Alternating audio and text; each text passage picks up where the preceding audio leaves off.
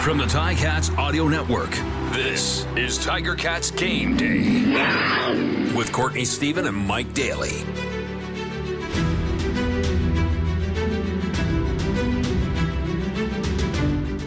Welcome to Tiger Cats Game Day, presented by Tiffany Gate Fresh Gourmet on the Ticats Audio Network. It is week 9 and Montreal is coming to town today to play the 3 and 4 Hamilton Tiger Cats. Montreal second in the East Division, Hamilton third in the East Division. This one's going to be a great one. My name is Courtney Stephen, joined as always by my co-pilot Mike Daly. Mike, this game is shaping up to be something that is very important just because of how the East has developed. The East is the stronger of the two divisions this year, statistically speaking, in the win and loss column. So how does this game fit into the fabric of the 2023 season? Well, with Montreal and Hamilton so close, it's, the season series is up for grabs with this one, because if Montreal wins that, and because they're so close with Hamilton, like we've been talking about this all year, right? With the East Division games early on, it's going to matter a lot come down the road, where you're going to look back on it come playoff time, where your seating is going to be, all that kind of stuff. And you're going to start thinking like, oh man, that second Montreal game was a really, really big one, because that determined whether we were second, third, or even moving into the crossover if that happens, right? From the East to the West, which for you and I is unheard of to think of, right? But the biggest, like with them being so close and these games, these division games being so early, this one's really going to matter, especially to make sure that Montreal doesn't get that tiebreaker, right? So that if at the end of the year, like we see all the time, the records are the same, well, then it won't go to the edge of Montreal to win that tiebreaker. So this is a big one for the Ticats, and nice and early on, and a good little test to see how they can pull it out. Yeah, I honestly would be so excited to talk about crossover scenarios going the opposite direction. But I think we still got a few more weeks before that becomes something we need to discuss. So let's just talk about when Montreal and Hamilton faced off the first time this season. That was back in week 3. Montreal came out victorious 38-12 in that game. Cody Fajardo had 292 yards passing and a rushing touchdown, 2 passing touchdowns and a rushing touchdown. The Tiger Cats were held to 4 field goals and no touchdowns, despite Matt Shields going for 345 yards. That game was one that was kind of representative of how these teams have both been playing this season. They move the ball, they do things, but really the things that make both of these teams go, I'd say, is the defense. Can we start in any one of these positions? Let's start with Montreal on offense and just kind of take a look at them. They've got Stanback, Austin Mack, Fajardo. There's a lot of weapons over there.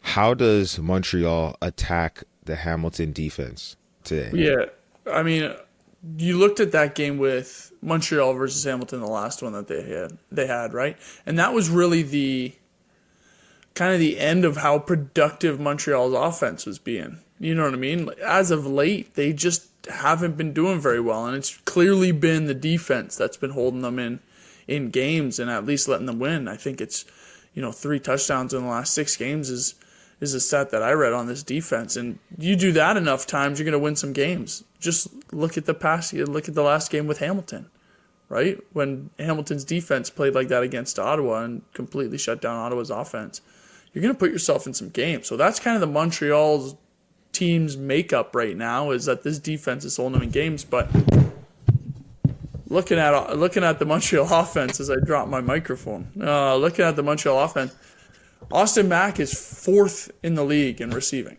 So it's not like they don't have weapons on that side, right? Stanback kind of got it going last week, got close to 100 yards, hasn't hit that mark yet, but they're going to be starting to feed him a little bit more as this offense is still sputtering along, right? But Austin Mack is definitely a weapon that they have, but they will miss Keon Julian Grant, who will be out this game.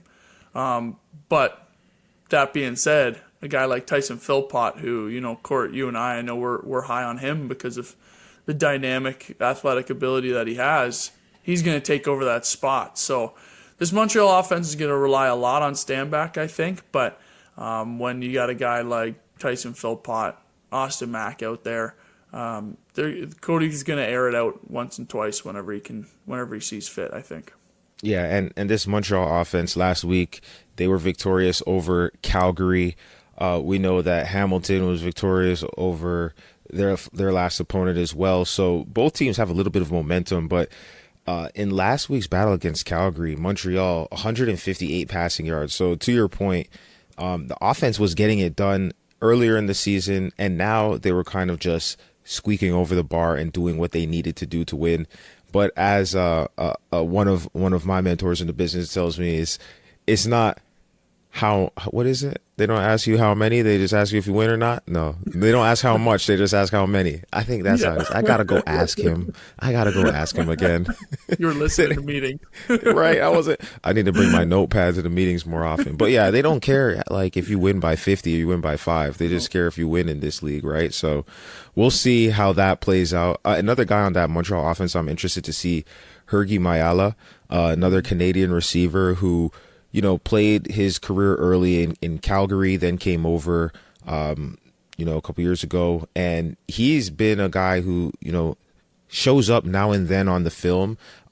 He's a little bit of a bigger guy, and he's got great hands. So he would be able to potentially step in also and fill some of the void that is left by Keon Julian Grant. So it'll be interesting to see how Montreal decides to spread the ball around on offense. But the veteran stand back, we know what he can do if he gets going. And I know that the Tiger Cats will have a game plan to keep him bottled up. Let's talk about the Ticats offense. I think we've buried the lead enough. We know this week who the main character of this storyline is for the Ticats offense, and that's Taylor Powell. He is the rookie quarterback who's coming in, and there's been a lot of buzz around Tiger Town about this guy as far as they've been saying in practices. He's been looking phenomenal. In training camp, they were high on him. When you get down to your third string quarterback, I don't know if it is just blind optimism or if, this guy is as advertised. But, when I watch him in practice, the guy looks good. Are you looking for Taylor Powell to step in and be one of those quarterbacks who really can grab the reins and do this thing? It's tough, right? Because it's his second start this year, so it's not like you can lean on him completely, at least early on. If this is a long-term thing, then yeah, at some point you're going to want to see these slow progressions. But we talk about it all the time where it's quarterbacks that are young early on in their careers. It takes a long time to get used to this league, right? Now Chad Kelly is on the one side of it where he's been doing pretty well, but it does take a long time to get used to this league. So you're going to have to lean on some other people on the team, and we keep saying it, right, Court? We keep saying it week in and week out. Is James Butler is one of those guys that you can lean on, right? Now, the problem with that is that absolutely mind-blowing stat stood out to me, and it was since that Edmonton game, James Butler has been held to 1.9 yard rush average. 1.9. I'll tell you what, 2nd and 8 is not a good situation for a young quarterback to be in, right? So you get in this world where one of your best players in James Butler that you have, that's somebody that you want to be able to lean on, only has 1.9 yards rushing on average. So now Tommy Condell is sitting there going, well, do I do this? Do I try to hand the ball off to James Butler and put Taylor Powell in a 2nd and long situation? Or do we just start airing it out like we saw in that Ottawa game where it's like, okay, we're not going to be able to run the ball. Let's just throw this thing out there. And Bo Levi Mitchell was kind of doing well early on. But that's where this is going to be a tough decision for Tommy Condell in this offense is, what kind of stuff do you do? And we've talked about before, like some misdirection type stuff. But how do you feel that they go with Taylor Powell here and with James Butler kind of sputtering at the moment? Well, in a few of the games that the Ticats have played this season, I felt like they've come out early in the game and they've been real methodical about their passes. And it's been short to intermediate passes, try to move the ball down the field. They've put together some, multi-play drives. And I feel like that's been the first quarter for a lot of these games. And then as the game progresses and goes on, they get to basically their old bag of tricks, which is we're going to run the screen game. We're going to throw the deep ball. And then outside of that, it's going to be, sleight of hand, show you this, give you that, QB run over here, a little bit of things that get the defense moving in one direction, and then they throw the ball the other direction. Now, I think they've been successful in doing each of the above.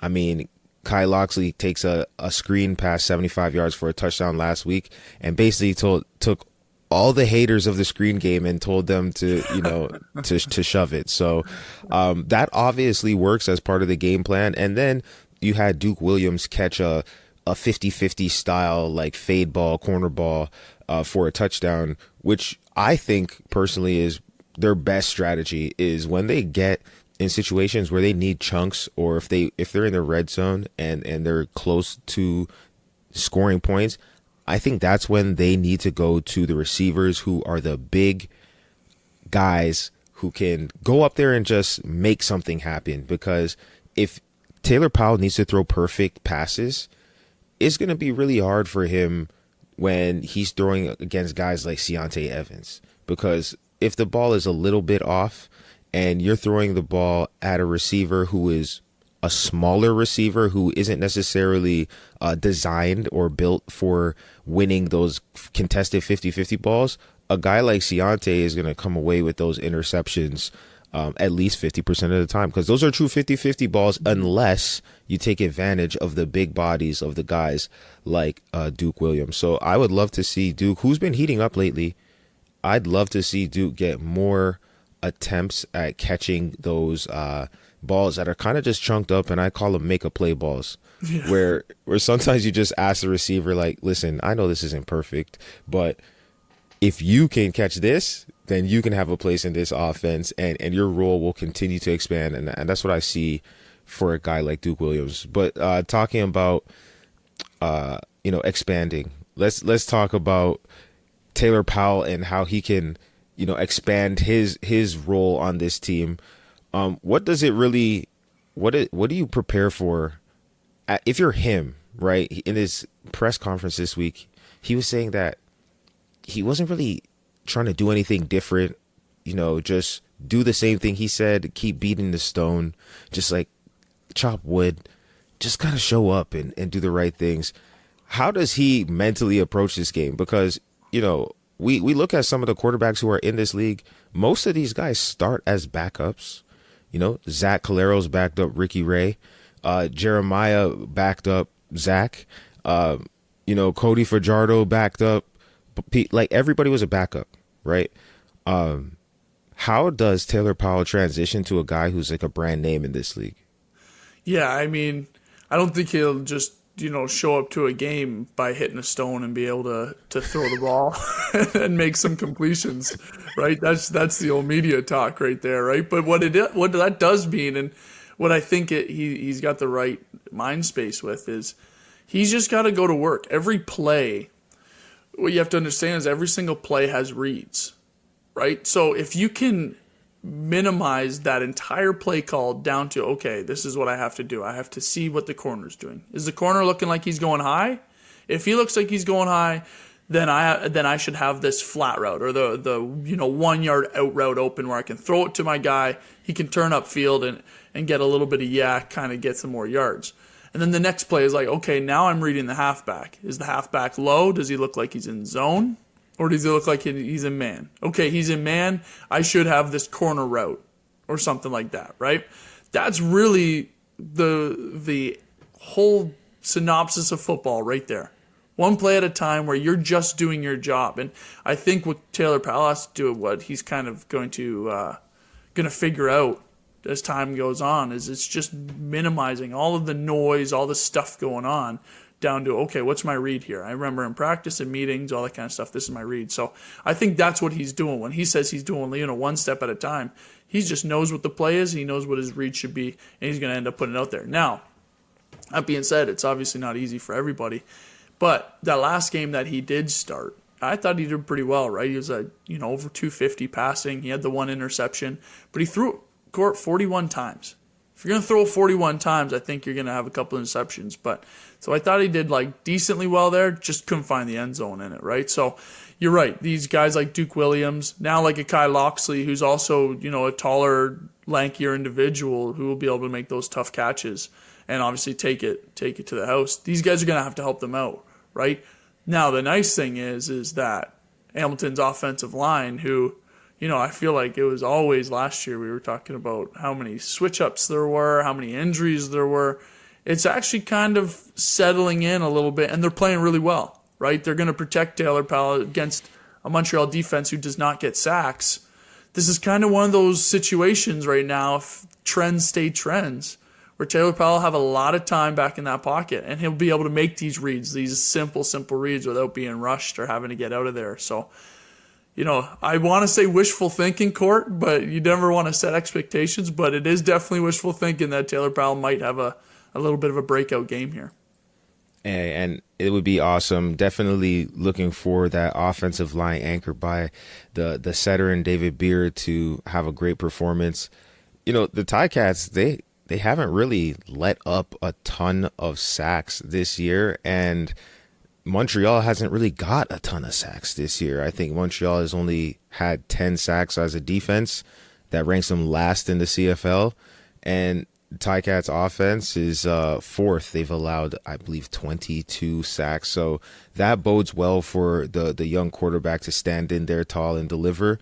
I think if he can stay upright, that's half of the battle. Because, field position, setting him up in opportunities where he has a chance to be successful, and then also keeping him upright so that he can stand and deliver the way that they do in practice. Those are two ingredients to a Ticats win today if they do want to pull this one out in this very pivotal division game.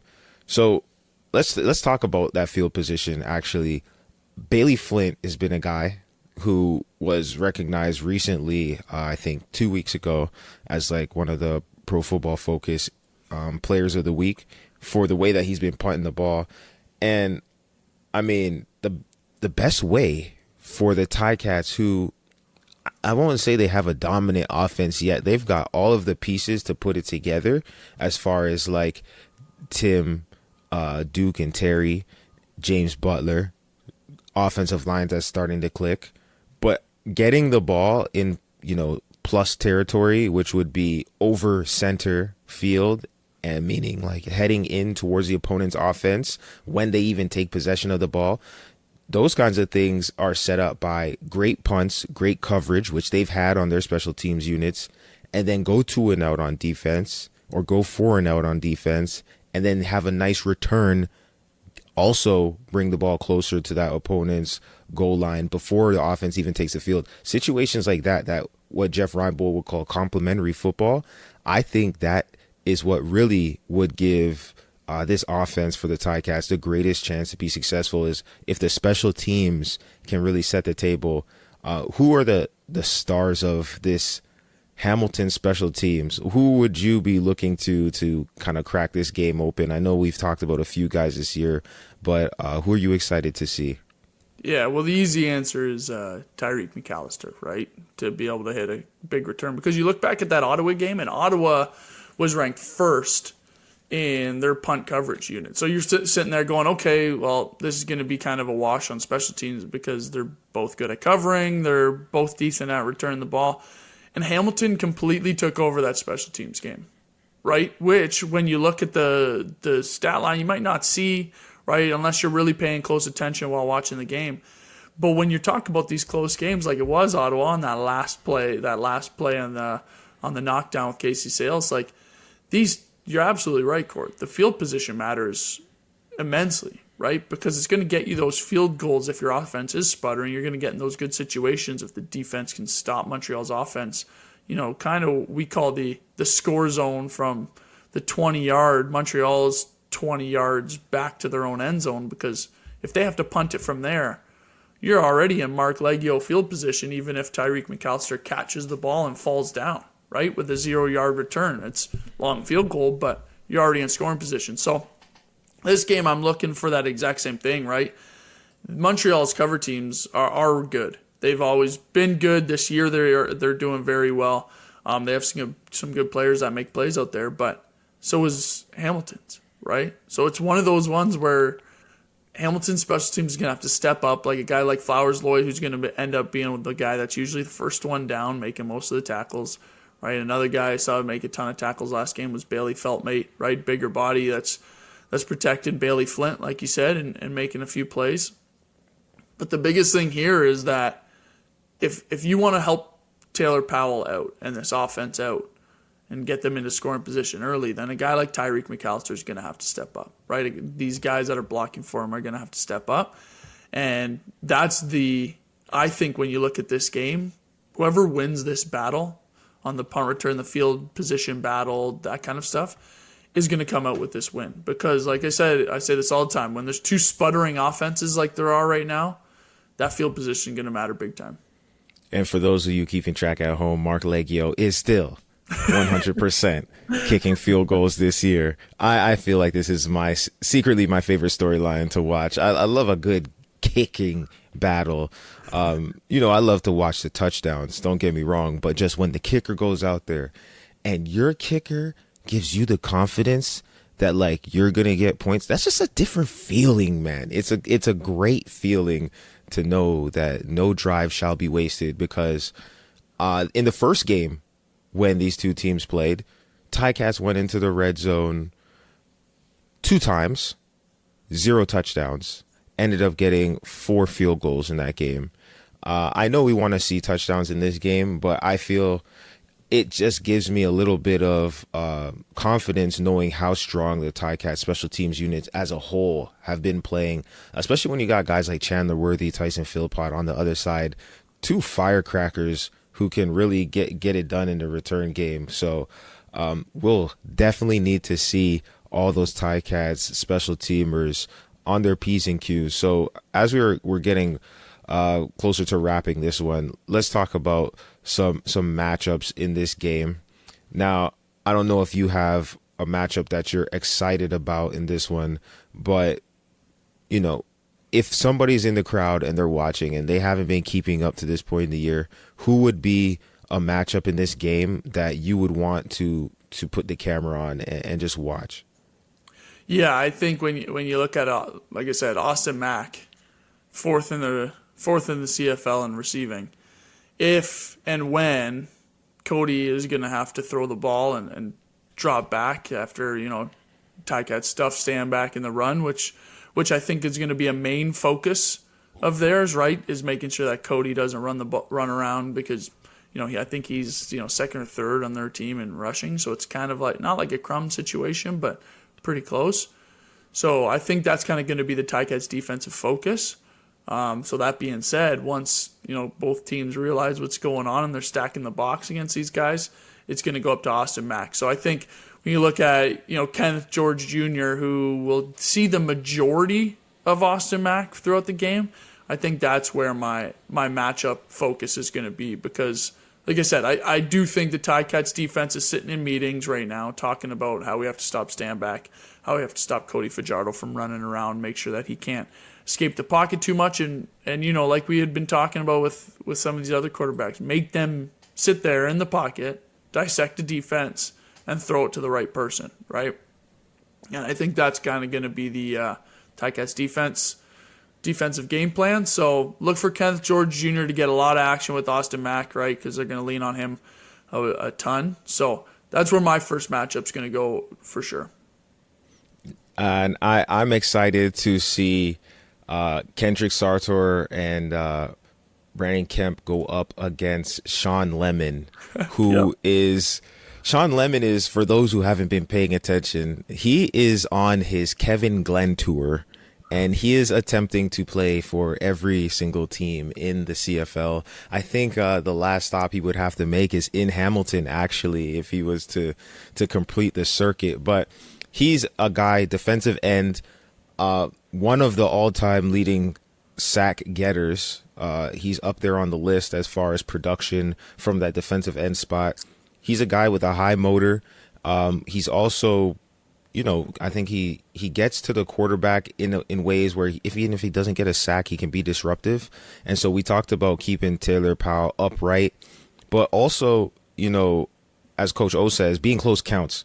So you have to keep the line of sight clear for a quarterback to be able to deliver the ball. You have to, keep him planted when he throws, because when you're throwing on the move is different than throwing from a standing position where your feet are set and you can deliver an accurate pass. So I'll be interested to see the offensive tackles for the Ticats versus this new shiny toy that the Montreal defense has gotten. And also inside, David Beard and Mondo Sewell. I think that'll be a good matchup. Mondo's a big vet in this league, but he can tend to be a little bit top heavy and lean on a smaller, weaker, less nourished offensive lineman. And so David Beard, I saw him getting in his rounds of lunch this week. I think he'll be prepped and ready to go for that matchup. An interesting one. And then, finally, who would be one player that you want to watch this week and, just see how they can